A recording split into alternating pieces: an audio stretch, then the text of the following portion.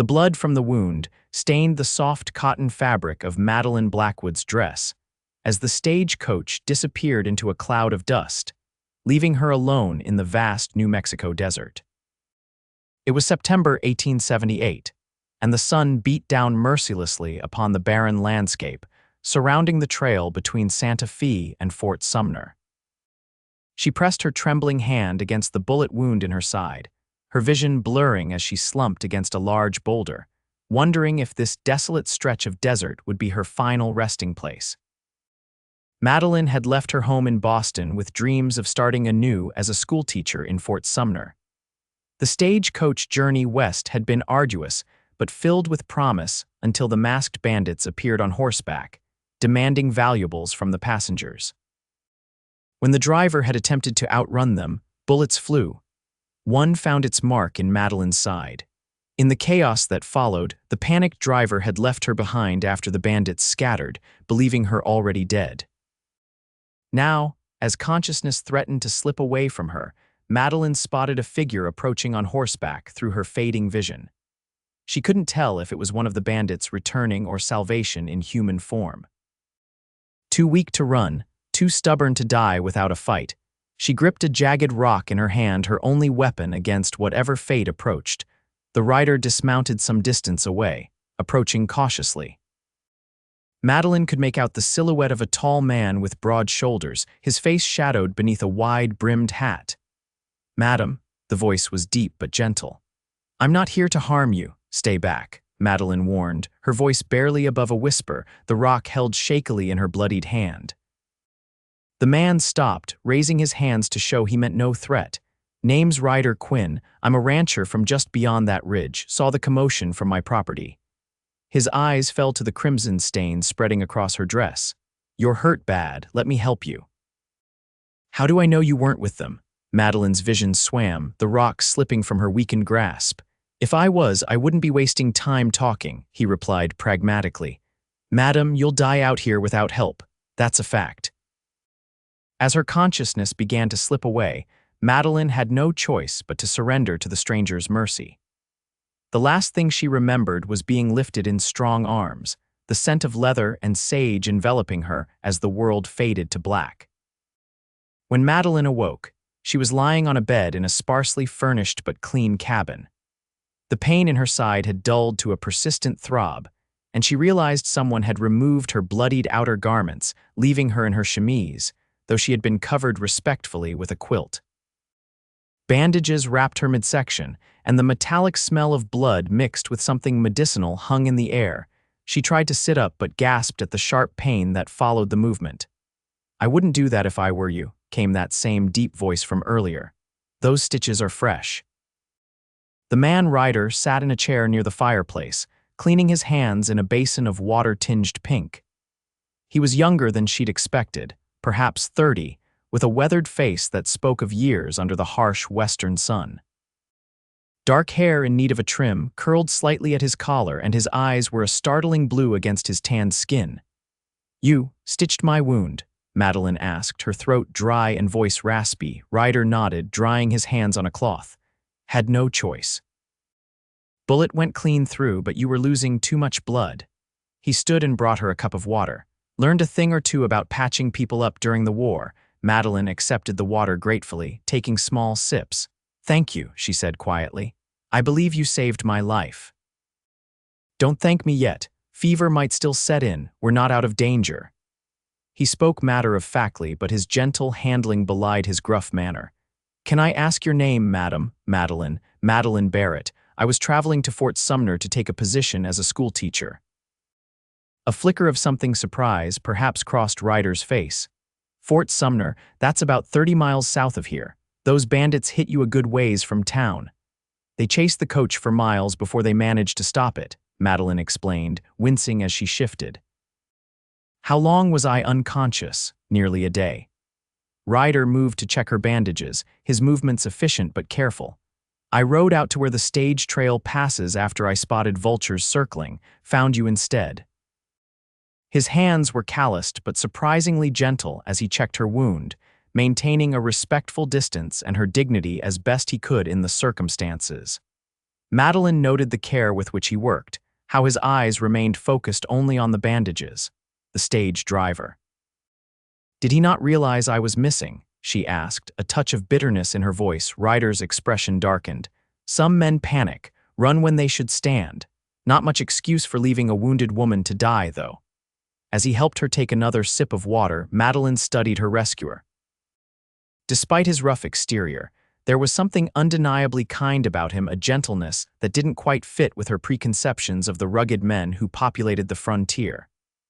"My belongings?" she asked, suddenly remembering her trunk and the small reticule containing what little money she had. "The bandits took what they could carry. I found a small trunk thrown from the coach, brought it back, but it had been ransacked pretty thoroughly." Ryder gestured to a battered trunk in the corner. "I'm sorry." Tears welled in Madeline's eyes despite her efforts to contain them. Everything she owned, every carefully saved dollar, every memento from home, even the letters of introduction to the town council gone. "I have nothing," she whispered, the reality of her situation crashing down upon her. Ryder's expression softened. "You have your life, Miss Barrett. That's something. The rest can be replaced.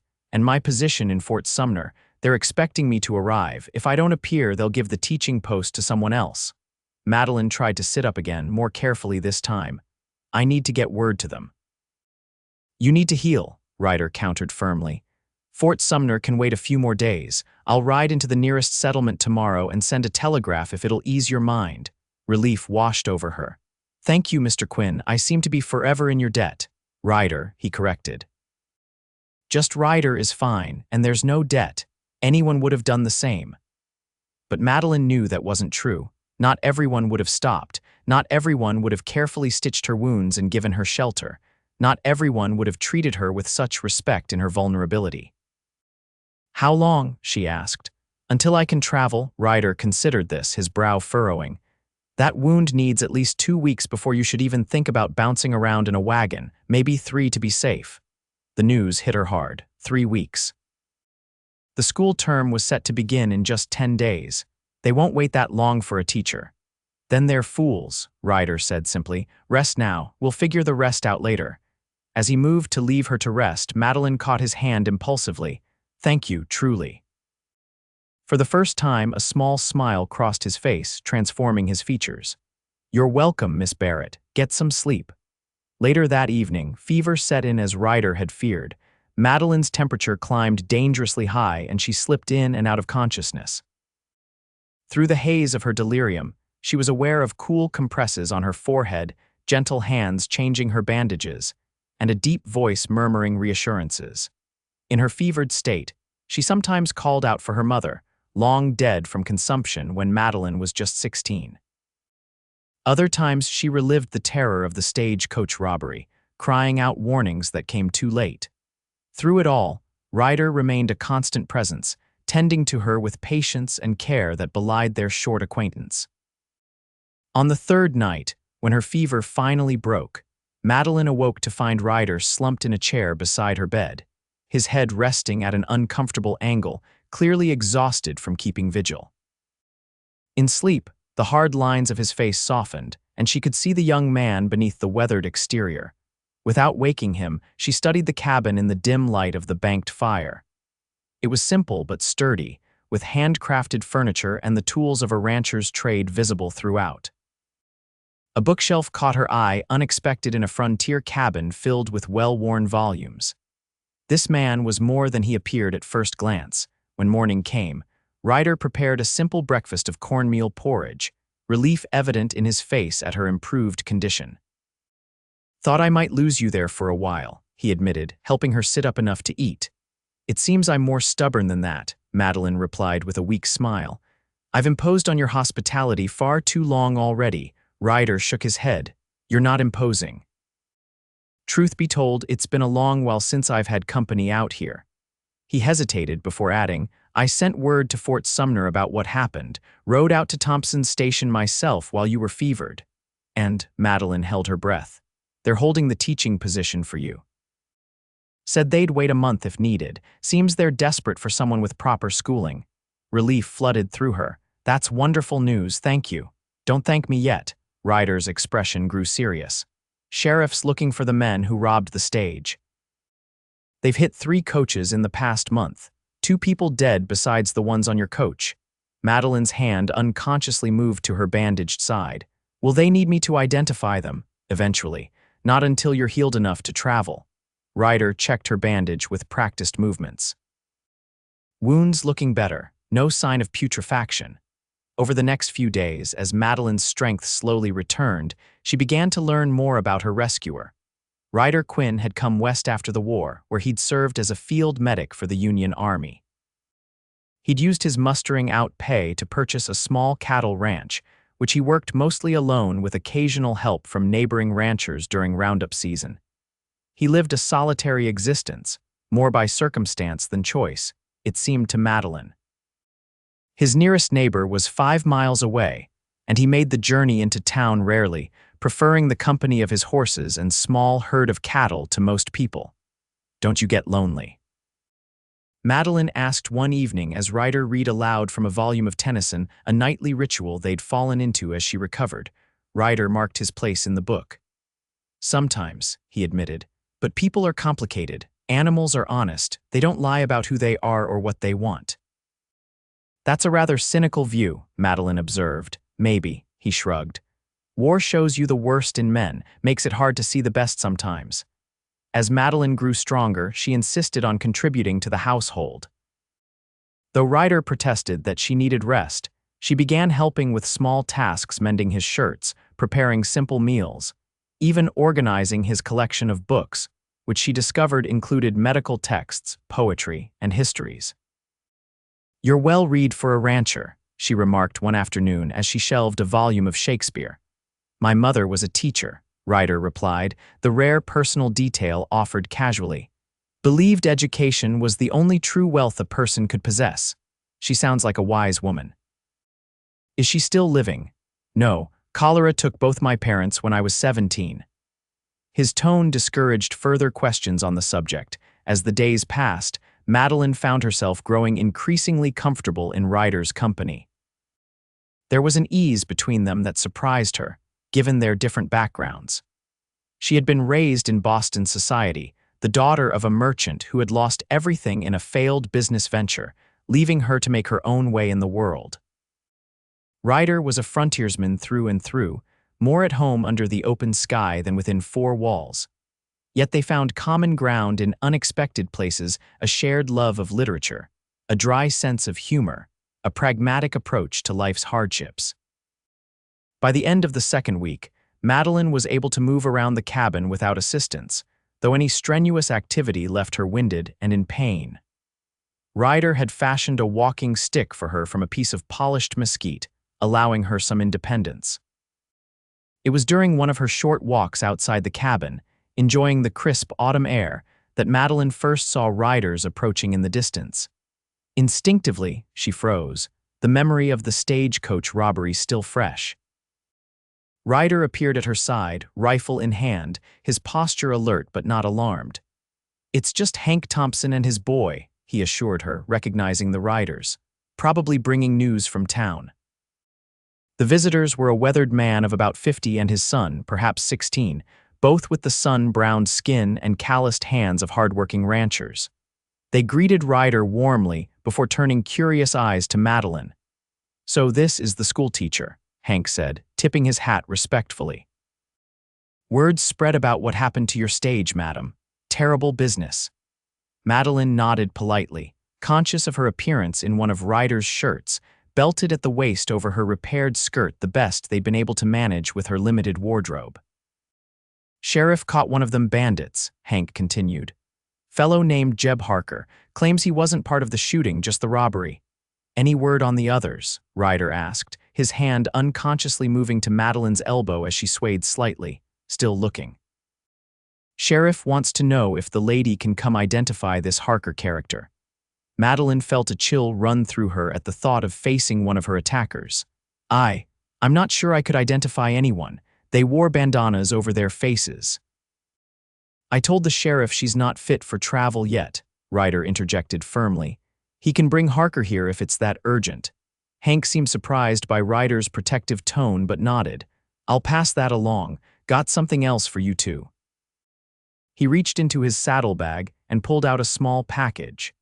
Town council sent this for Miss Barrett, said it might help her get settled once she's well enough to take up her position. The package contained a modest sum of money in advance on her teaching salary, along with a letter expressing the town's eagerness to welcome her and their sympathy for her ordeal. After the Thompsons departed, Madeline sat on the porch, turning the money over in her hands. "This is very generous of them." Ryder leaned against the porch post. "They need a teacher bad. Last one left after just 2 months couldn't handle the uncivilized conditions, as she called them." "And what about you?" Madeline asked.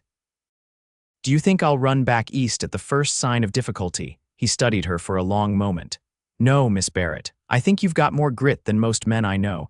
Takes courage to travel west alone in the first place." His words warmed her unexpectedly. "Madeline," she corrected softly. "After all we've been through, I think you can call me Madeline." The sheriff arrived 2 days later, a gruff man named Marshal Peters with a star pinned to his vest and lines etched deep around his eyes. He brought with him a deputy and the prisoner, Jeb Harker, a wiry man with shifty eyes and hands bound behind his back. Madeline steeled herself as she walked onto the porch, Ryder a solid presence beside her. The sheriff removed Harker's hat, forcing him to look up. "This one of the men who robbed your stage, madam?" he asked without preamble. Madeline studied the man's face, searching her memory. I can't be certain. They all had bandanas covering their faces." She closed her eyes, trying to recall details. "But his voice, could you have him speak?" The sheriff nodded at Harker. "Say something." "I didn't shoot nobody," Harker muttered sullenly. "Just wanted the money box." A shiver ran through Madeline. "Yes," she said, her voice strengthening. "He was there. He's the one who ordered the driver to throw down the strongbox." Ryder's hand came to rest at the small of her back, steadying her. The sheriff nodded in satisfaction. "That's all we needed, madam. We'll leave you to your recovery now." He tipped his hat. "Fort Sumner's looking forward to having you when you're ready." As they rode away, Madeline found herself trembling despite the warm day. Ryder guided her back inside without comment, seating her in the rocking chair and pressing a cup of coffee into her hands. "You did well," he said simply. "It was harder than I expected," she admitted. Seeing his face brought it all back, the terror, the pain. She took a shaky sip of coffee. "I keep thinking about the driver and the other passengers. Did they all survive?" Ryder's hesitation told her what she needed to know. The driver and one passenger didn't make it. Elderly gentlemen. His wife survived, though. Tears welled in Madeline's eyes. "All for what? A strong box of mail and whatever valuables we carried. Some men don't value life the way they should," Ryder said quietly. "Never could understand it myself."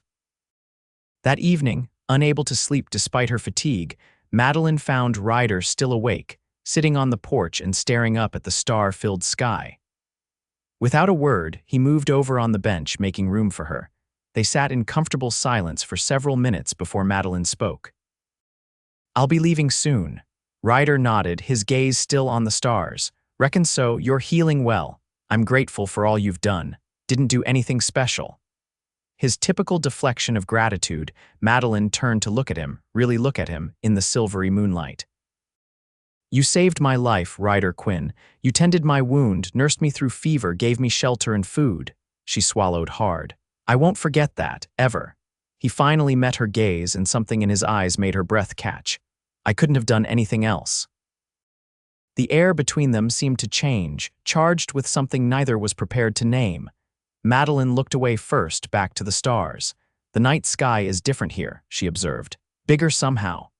"Less between you and the heavens out here," Ryder agreed. "No tall buildings, no smoke from factories, just you and the universe. It makes a person feel small, or part of something larger." Ryder's voice was thoughtful. "My mother used to say the stars are windows looking into heaven, where all the souls that have gone before us watch over the living." Madeline smiled at the image. "That's a beautiful thought. Do you believe it?" "Don't know what I believe anymore," he admitted. "But it's a comfort to think they might be looking out for us, isn't it?"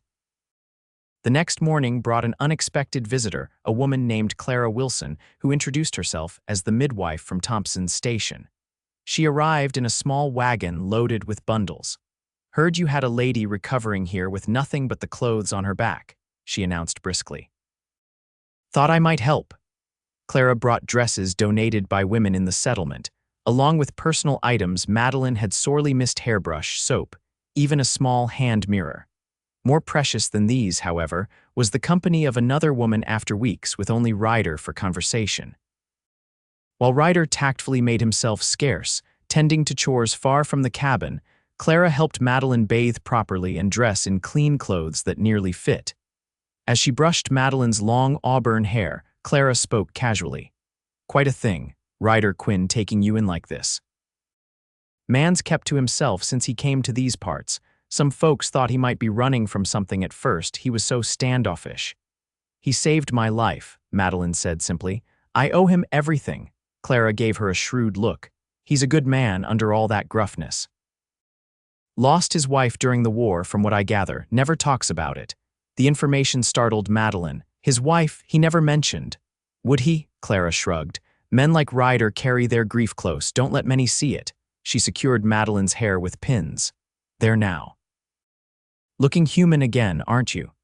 When Ryder returned from his chores, he stopped short at the sight of Madeline in a simple blue calico dress, her hair properly arranged, sitting at the table with Clara.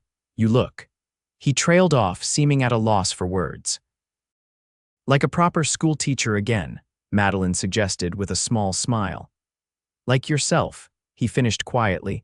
Clara watched the exchange with knowing eyes before announcing it was time for her to leave.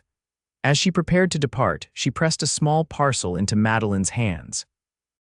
"Just some things to help you settle in Fort Sumner. Women there are looking forward to meeting you." She lowered her voice. "And don't worry about Ryder, he'll be fine." Somehow, the assurance made Madeline feel worse rather than better. That evening, wearing one of her new dresses and feeling more like herself than she had in weeks, Madeline joined Ryder for their usual dinner. The atmosphere between them had shifted subtly since Clara's visit, a new awareness coloring their interactions. "Clara mentioned you were married once," Madeline said finally, unable to contain her curiosity. Ryder's hands stilled on his plate. For a moment, she thought he might not answer. "During the war," he confirmed eventually. "Her name was Sarah. We had 3 months together before I shipped out. She died of typhoid while I was gone." "I'm so sorry," Madeline said softly. "Was a long time ago." His tone suggested the subject was closed, but after a pause, he continued. "She was a lot like you, actually. Educated, brave, believed in making the world better." The comparison unsettled Madeline, though she couldn't have explained why. "Is that why you helped me? Because I reminded you of her?" Ryder looked up sharply. "No, I helped you because you needed helping. Simple as that." The days that followed brought a gradual return to Madeline's strength. She began taking longer walks, exploring the area around Ryder's cabin, drinking in the wild beauty of the landscape that was so different from her New England home. Ryder often accompanied her, pointing out landmarks and teaching her to identify various plants and their uses. During one such walk, they crested a small hill to find a view that took Madeline's breath away, rolling grasslands stretching to distant mountains, painted in golds and reds by the autumn sun. "It's magnificent," she whispered. "Worth coming west for?" Ryder asked, watching her face. "Yes," she answered without hesitation. Even with everything that happened, yes. Their eyes met, and for a heartbeat, Madeline thought Ryder might say something more, something that would acknowledge the growing connection between them. Instead, he pointed to a distant speck on the horizon. "That's Fort Sumner, or near enough, where you'll be starting your new life soon."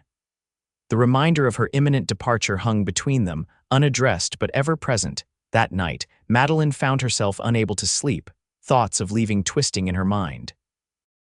She had known all along that her stay with Ryder was temporary, a necessity born of injury, not a beginning of something more. Yet somewhere in the quiet moments between survival and recovery, her heart had betrayed her.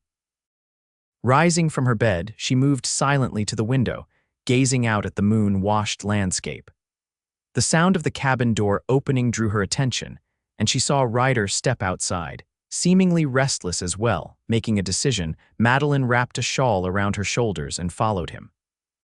He stood near the corral, leaning against the fence, lost in thought. Couldn't sleep? She asked softly, approaching. He glanced over, not seeming surprised by her presence. Too much on my mind, me too. She joined him at the fence. I'll be leaving for Fort Sumner soon, I know. His voice was even, revealing nothing. Madeline gathered her courage. Ryder, I need to thank you properly for everything you've done. You've thanked me enough. No, I haven't, because I haven't been honest. She turned to face him fully.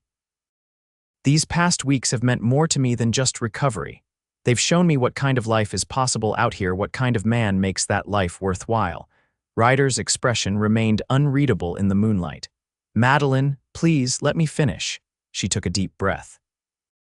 I know you've suffered loss. I know you've built a life that doesn't include attachments, but I need to tell you that I've come to care for you deeply before I leave. Even if nothing comes of it, you deserve to know that. The silence that followed seemed to stretch forever. When Ryder finally spoke, his voice was rough with emotion. I lost someone once, swore I'd never put myself in that position again. He looked away across the darkened landscape. Then you appeared, bleeding and fierce, ready to fight me off with a rock, and something shifted. Hope fluttered in Madeline's chest. What are you saying? Ryder turned back to her, his face solemn. I'm saying I don't want you to go to Fort Sumner, selfish as that is. Ask me to stay, she whispered. I can't, he replied, the struggle evident in his eyes. You came west for a purpose. To teach, to build something. I won't stand in the way of that. Then come with me, Madeline suggested, the idea forming even as she spoke it. Fort Sumner needs more than just a teacher. They need a doctor or someone with medical knowledge at least. Ryder shook his head. I'm not a doctor, Madeline. But you have skills. You saved my life. How many others could you help? She stepped closer. We could both start anew together. For a moment, she thought he might agree. Instead, he gently took her hands in his. You deserve better than a broken-down former soldier with nightmares and a past he can't shake. His thumb brushed over her knuckles. Go to Fort Sumner, be the teacher you came to be, if after a time you still feel the same. He left the sentence unfinished. Tears stung Madeline's eyes. And if I don't want to wait, if I know my heart now, hearts change, Ryder said softly, especially young ones. I'm 26 years old, she reminded him with a touch of indignation, hardly a schoolgirl with fanciful notions. A smile touched his lips. No, you're definitely not that. His expression sobered. Give it time, Madeline. Give yourself time to know this place, these people. If what you feel is real, it will endure a little distance. As much as she wanted to argue, Madeline recognized the wisdom in his words. She had come west with clear purpose, and abandoning that dream for feelings that had blossomed under extraordinary circumstances might lead to regret. Promise me something, she said finally. Promise you'll visit Fort Sumner, that this isn't goodbye. Ryder hesitated, then nodded. I promise. 3 days later, Madeline stood beside a wagon loaded with her few belongings, preparing to depart for Fort Sumner. Hank Thompson had arrived to drive her to town, where she would finally take up the teaching position that had brought her west. Ryder handed her up into the wagon seat, his expression carefully neutral. You have everything you need, Madeline nodded, unable to trust her voice. The past few days had been filled with preparations and carefully maintained distances, both physical and emotional. Now, faced with the moment of departure, the weight of unsaid words hung heavy between them. Town council's excited to finally have their teacher, Hank commented, oblivious to the tension. Got the schoolhouse all ready for you. Thank you, Mr. Thompson. Madeline forced a smile. I'm eager to begin. Ryder stepped back from the wagon. Safe travels. Ryder, Madeline began, but he cut her off with a slight shake of his head. Remember your promise, she said instead, her eyes conveying what words could not. He nodded once, a silent affirmation. As the wagon pulled away, Madeline looked back to see Ryder standing alone, a solitary figure against the vast landscape that had become so dear to her. It took every ounce of her willpower not to ask Hank to turn around. Fort Sumner proved to be larger than Madeline had expected, a growing settlement built around the former military fort, with a main street of businesses, a church, and scattered houses extending outward. The schoolhouse stood near the church, a simple but sturdy building with a small bell tower. The town council chairman, a portly merchant named Arnold Griffith, greeted her warmly, and showed her to the small cottage that would serve as her residence, a benefit of the teaching position. Though modest, it was clean and well-furnished, clearly prepared with care for her arrival. "We're mighty pleased to have you, Miss Barrett," Griffith said, beaming, "especially after hearing what you endured to get here. Shows real dedication." "Thank you, Mr. Griffith. I'm eager to meet my students." 28 children enrolled so far, ages 6 to 16. Some ride in from outlying ranches, stay with relatives in town during the week. He hesitated. Most ain't had much formal education. Previous teacher found them challenging. Madeline straightened her shoulders. "I'm not easily discouraged, Mr. Griffith. Every child deserves an education, regardless of their circumstances." Her first day of teaching proved both exhausting and exhilarating. The children ranged widely in abilities and prior learning, requiring all her skill to engage each appropriately. Some of the older boys tested her authority, clearly expecting the city woman to falter under their resistance. They found instead a firm hand and unwavering expectations. By week's end, Madeline had established routines and begun to connect with her students.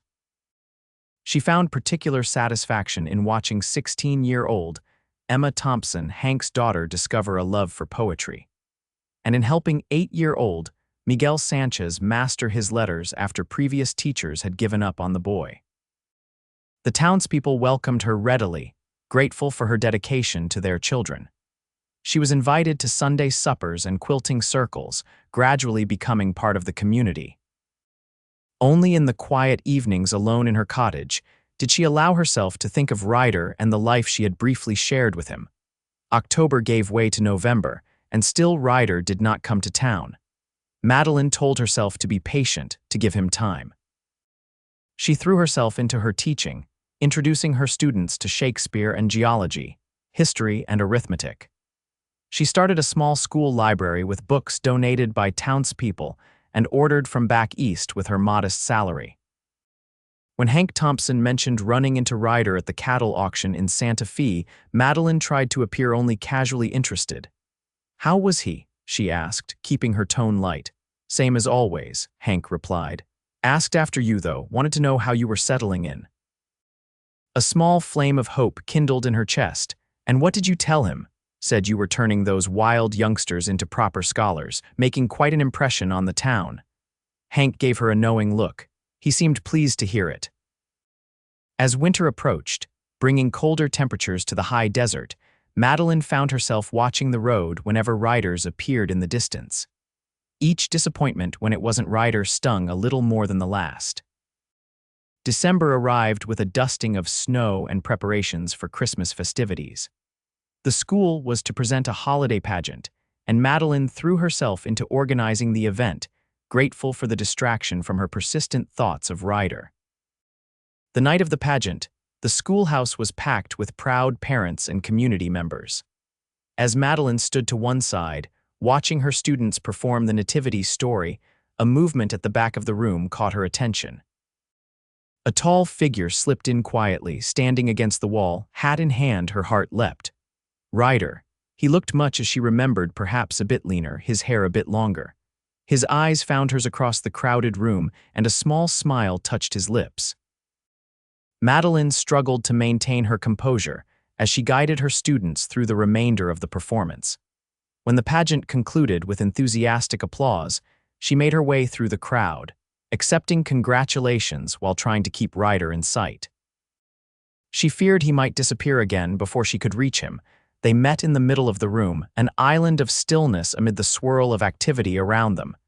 "You came," she said simply. "I promised, didn't I?" Ryder replied, his voice warming something inside her that had grown cold with waiting. "It's been 3 months. Needed to be sure," he said cryptically. Before she could ask what he meant, they were interrupted by Mr. Griffith. "Miss Barrett, wonderful performance." He noticed Ryder and extended his hand. "Don't believe we've met, sir. Arnold Griffith, Town Council Chairman." "Ryder Quinn," Ryder introduced himself, shaking the offered hand. "I ranch about 30 miles north." Recognition dawned on Griffith's face. "Ah. You're the fellow who saved our schoolteacher after that terrible robbery. Town owes you a debt of gratitude, Mr. Quinn." "No debt necessary," Ryder demurred. Miss Barrett is the remarkable one, surviving what she did. Indeed, and she's been a godsend to our community. Never seen the children so engaged in their studies. As Griffith continued singing her praises, Madeline found herself studying Ryder's reactions. There was something like pride in his eyes as he listened to accounts of her accomplishments. When they finally found a moment alone, as the crowd began to disperse, Madeline asked, "How long will you stay?" "Just until morning," Ryder replied. "Need to get back to the ranch. Winter's a busy time, contrary to what folks might think." Disappointment washed over her, though she tried not to show it. "I see. Unless," he added carefully, "you might consider riding out to the ranch with me for Christmas, if your obligations here permit it." Hope surged through her. "Aye, the school term ends tomorrow for the holiday break. I would have 10 days before classes resume." 10 days, Ryder repeated thoughtfully. "That should be enough time." "Enough time for what?" A smile played at the corners of his mouth. "To convince you to marry me." Madeline stared at him, certain she'd misheard. "I beg your pardon." "That's why I waited," Ryder explained, his voice low and intense. "Needed to be sure you'd found your place here, that you were happy with the life you came west to build. I wouldn't ask you to give that up." "You're asking me to marry you," Madeline clarified, her heart racing. "Not very well, it seems," Ryder admitted with a self-deprecating smile. "I've been practicing this speech for weeks and still managed to make a mess of it." Madeline laughed, joy bubbling up inside her. "You haven't actually asked me anything yet." Ryder's expression grew serious. "Madeline Barrett, I've spent these 3 months thinking about nothing but you. Realized something I should have known all along. I don't want to go back to the life I had before you came into it." He took her hands in his, oblivious to the few remaining townspeople watching with undisguised interest. "I know it won't be easy. I live miles from anywhere and you have your teaching. But if you're willing, I believe we can find a way to build a life together." "Are you asking me to divide my time? Teach during the week and return to the ranch on weekends?" Madeline asked, trying to understand his proposal. "For now, yes, until the school term ends in May. After that." He hesitated. "I've been thinking about moving closer to town. There's land for sale just 5 miles out. Could build a proper house there, raise cattle, maybe horses, close enough for you to reach the school easily." Madeline was stunned by how thoroughly he had considered their future. "You'd move your ranch for me." "I do a lot more than that for you," Ryder said simply. "So what do you say, Madeline? Will you marry me?" The answer was on her lips when a shout from outside interrupted them. The schoolhouse door burst open and a frantic-looking man rushed in. "Fire, fire at the granary." The peaceful moment shattered as everyone rushed outside to see flames leaping from the town's grain storage building. Men organized a bucket brigade, while women gathered children and moved them to safety. Without hesitation, Ryder joined the firefighting efforts, working alongside men he'd never met, as if he'd been part of the community all his life. Madeline helped evacuate the nearby buildings, her answer to Ryder's proposal temporarily forgotten in the crisis. The fire burned for hours before they managed to extinguish it. By dawn, the granary was a smoking ruin, but they had prevented the flames from spreading to other buildings. Exhausted townspeople gathered in the church to assess the damage and plan next steps. "Could have been worse," Griffith announced grimly. "No lives lost, but we've lost most of our winter grain stores." "What caused it?" someone asked. "Lantern got knocked over, near as we can tell," replied the livery owner. "Problem is what we do now. That grain was meant to last us through winter." "Carson City has surplus," suggested another man. "But with the mountain passes already snowed in, we'd need to take the long route around, 3 weeks' journey at least." "And who's going to make that trip in December?" Griffith shook his head. "It's too dangerous." "I'll go," Ryder's voice cut through the murmuring crowd. "I know those trails, even in winter." All eyes turned to him, the stranger who had arrived just hours ago and now volunteered for a perilous journey. "You do that?" Griffith asked, clearly surprised. "You don't even live here." Ryder's eyes found Madeline's across the room. "I have reason to care what happens to this town." Plans were quickly made. Ryder would leave immediately, traveling light and fast to Carson City to arrange for grain shipments. 2 local men would follow with wagons to transport the supplies back. As Ryder prepared to depart, Madeline found a moment alone with him outside the livery stable. "You haven't gotten my answer," she reminded him. Ryder paused in saddling his horse. "Didn't seem the time with everything happening.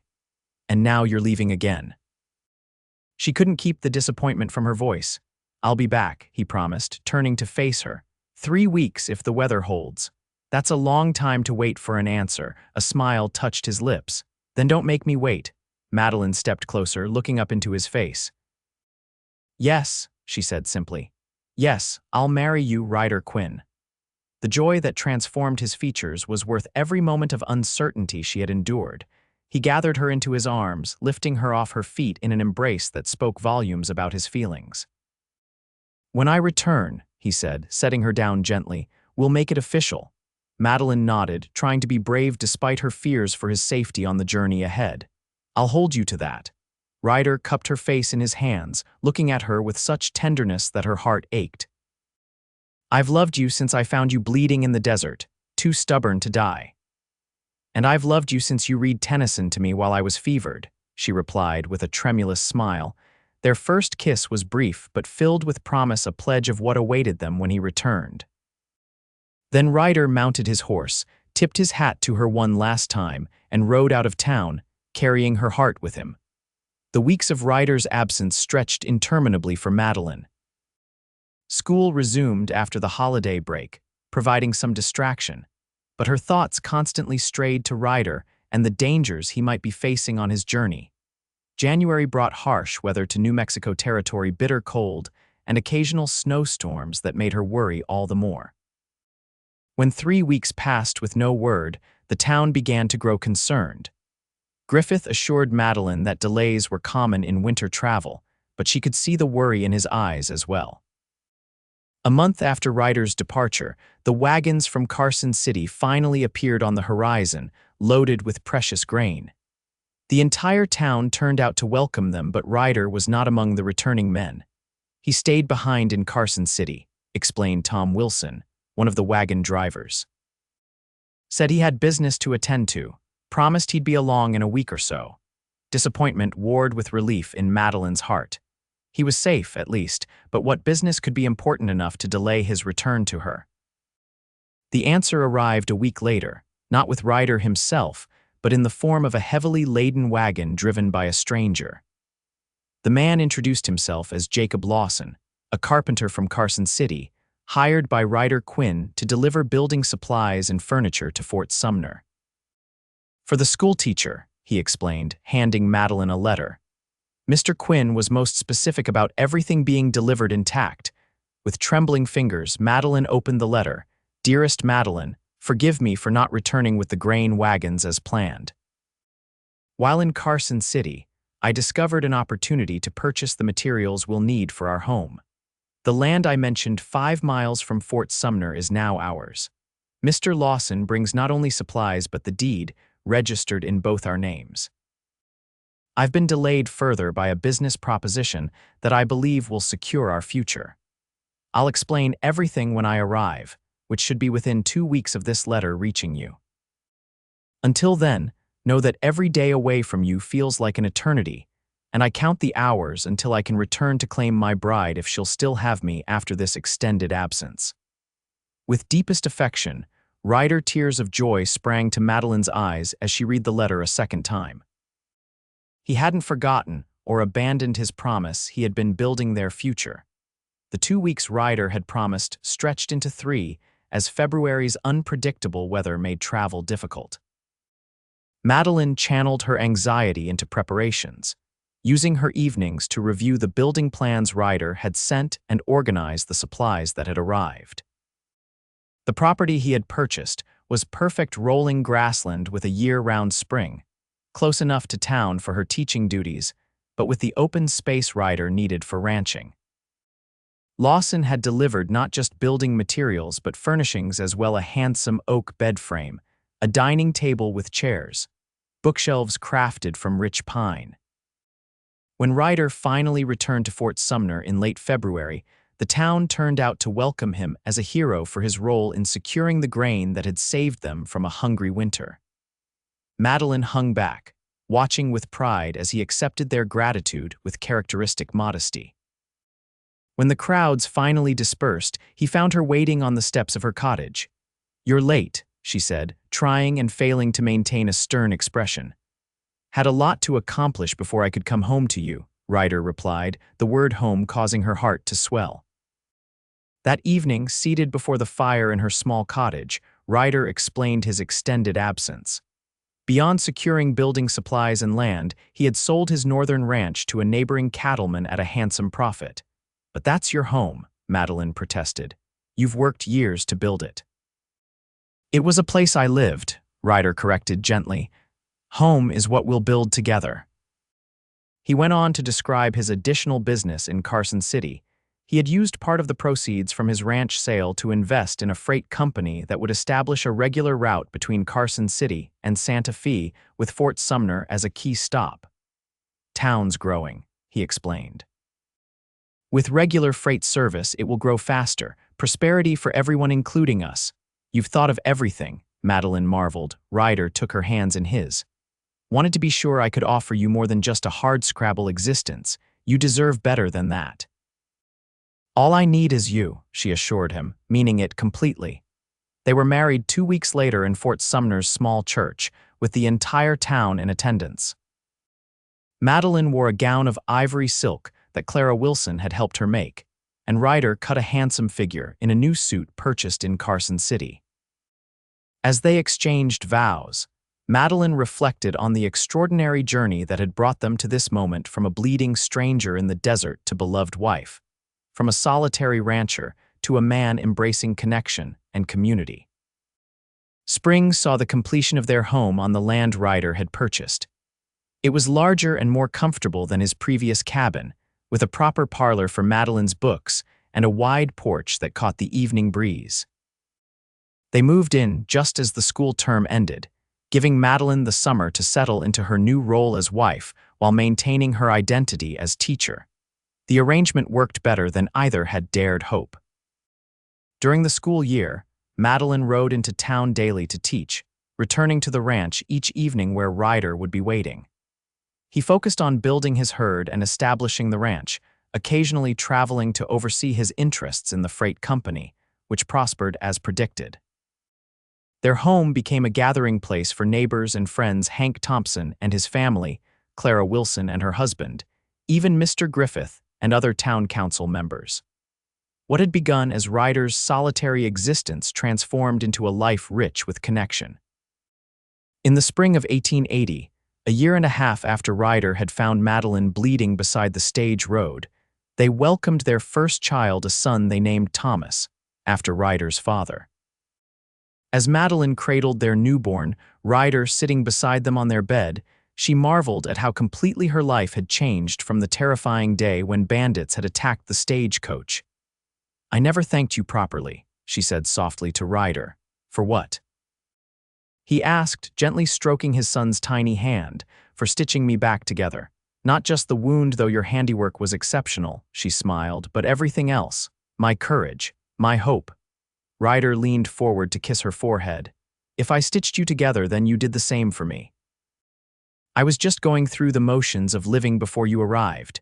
We healed each other," Madeline observed, looking down at their sleeping child, "and built something stronger in the process."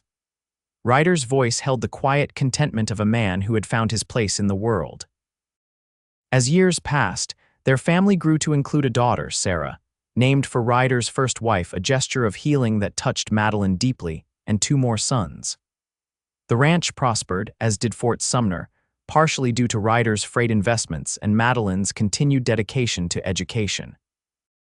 By 1890, their oldest son was preparing to attend college back east, an opportunity neither Ryder nor Madeline had been able to pursue in their youth. Their home had expanded to accommodate their growing family, and the original schoolhouse in town had been replaced by a larger building named Ryder Quinn Academy in honor of Madeline's 20 years of service to the community. On the anniversary of the day Ryder had found Madeline, they still took a private moment to remember. It had become a tradition of sorts, a ride to a special spot on their property where wildflowers bloomed in profusion. 12 years, Ryder mused as they sat beneath the shade of a cottonwood tree they had planted when first building their home. Sometimes it feels like yesterday, and sometimes it feels like another lifetime, Madeline replied, leaning against his shoulder. At 40, she remained as spirited as the young woman he had rescued, though silver now threaded through her auburn hair. "Do you ever regret it?" Ryder asked, a question he posed every year on this day. Coming west, all that happened, and every year Madeline's answer remained the same. Not for a single moment. She turned to face her husband, the man who had once carefully stitched her wounds and in doing so had sewn himself permanently into her heart. "Every stitch held, you know. Your handiwork was impeccable." Ryder smiled, the lines around his eyes deepening. "I had precious cargo to repair." As the sun began to set over their land, painting the New Mexico sky in brilliant oranges and purples, they sat in companionable silence, hands intertwined, hearts beating in unison, two souls who had found each other against impossible odds in the vast wilderness of the West, and who had built a love strong enough to weather any storm. The wound that had nearly taken Madeline's life had long since healed, leaving only a faint scar, a reminder of how fragile and precious life could be, and how love could emerge from the most unexpected circumstances, binding two people together more securely than any suture.